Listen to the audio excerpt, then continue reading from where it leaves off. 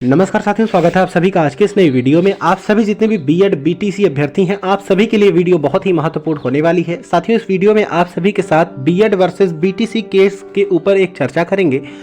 दरअसल साथियों, कल आपको पता है कि कल थी 24 अगस्त और 24 अगस्त को कोर्ट में आप सभी के फाइनल सुनवाई होने वाली थी बीएड वर्सेस बीटीसी मामले को लेकर कि बीएड जो है वो प्राथमिक में रहेगा या फिर प्राथमिक से बाहर किया जाएगा। इस मामले पर सुनवाई थी, लेकिन आपको पता है कि वहां पर 6 हफ्ते का समय देकर के आप सभी की सुनवाई नहीं की गई। साथियों, दरअसल मैं आपको बता दूं कि आप सभी में से लगभग ऐसे छात्र हैं जिन्हें पूरा मुद्दा पता नहीं कि आखिर कल हुआ क्या है। आप सभी को जो बातें बताई जा रही हैं साथियों, उसमें कुछ बढ़ा चढ़ाकर या फिर कुछ कम करके आपको बताया जा रहा है। दरअसल सुनवाई किस कारण से नहीं हुई और 6 हफ्ते किस लिए आपको दिए गए हैं, क्या कहीं बीएड को प्राथमिक से बाहर करने की तैयारी तो नहीं हो रही। साथियों, इस वीडियो में आप सभी के साथ इन सारी बातों पर चर्चा करेंगे। तो आप सभी से मैं कहना चाहता हूं कि वीडियो बहुत ही महत्वपूर्ण होने वाली है, तो आप सभी से अनुरोध है कि वीडियो में अंत तक बने रहें। और अगर अभी तक आपने चैनल को सब्सक्राइब नहीं किया है तो चैनल को सब्सक्राइब करके बेल आइकन को प्रेस कर लें।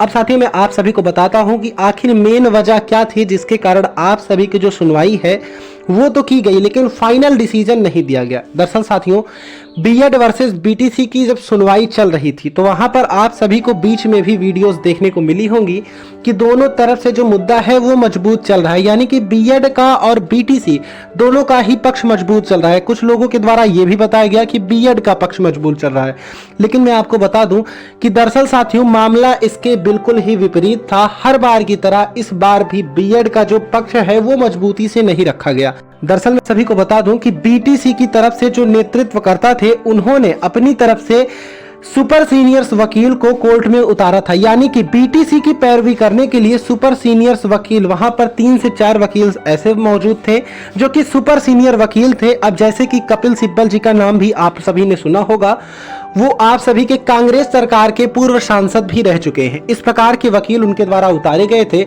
और वहीं अगर बात की जाए एनसीटी या फिर बीएड की तरफ से, तो किसी भी प्रकार के सुपर सीनियर वकील वहां पर नहीं थे बीएड का पक्ष रखने के लिए, बीएड की पैरवी करने के लिए। जिन पर साथियों बीटीसी की तरफ से जो सवाल किए गए, कोर्ट में जो सवाल किए गए, सवाल इस प्रकार से थे कि आखिर बीटीसी के जो छात्र हैं वो बड़ी संख्या में हैं, तो और वो योग्य भी हैं प्राथमिक शिक्षक भर्ती के लिए, तो फिर बीएड को वहां पर क्यों दाखिल किया जा रहा है, क्योंकि बीएड को इसके पहले भी अयोग्य घोषित किया गया है।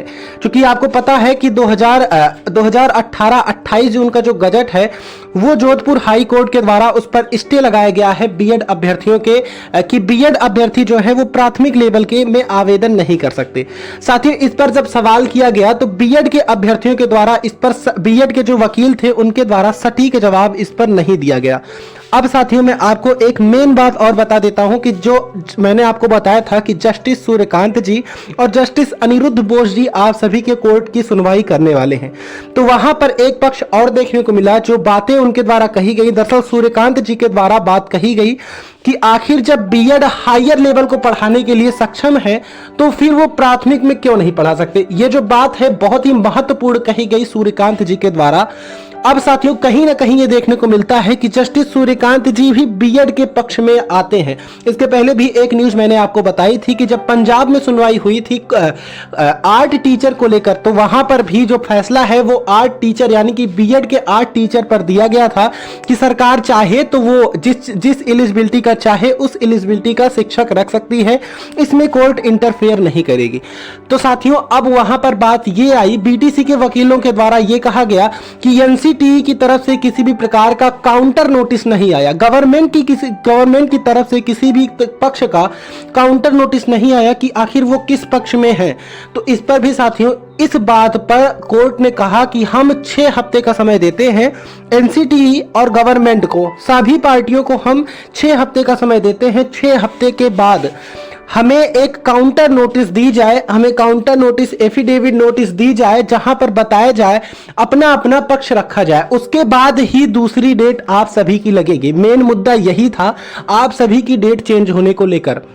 और मैं आपको बता दूं कि किसी भी प्रकार की ऐसी बात नहीं है कि बीएड को बाहर निकालने की तैयारी है, क्योंकि मैंने अभी कुछ वीडियोस देखी, कुछ लोगों के द्वारा टिप्पणियां की गई थी कि बीएड को निकालने की तैयारी हो रही है। तो साथियों, ये बिल्कुल ही गलत है, गलत इंफॉर्मेशन आपको दी जा रही है। अब यही इतनी इंफॉर्मेशन थी आप सभी की कल कोर्ट के सुनवाई को लेकर। अब वीडियो अगर आपको अच्छी लगी हो तो वीडियो को लाइक करें, चैनल को सब्सक्राइब करके बेल आइकन को प्रेस कर दें। जय हिंद, नमस्कार।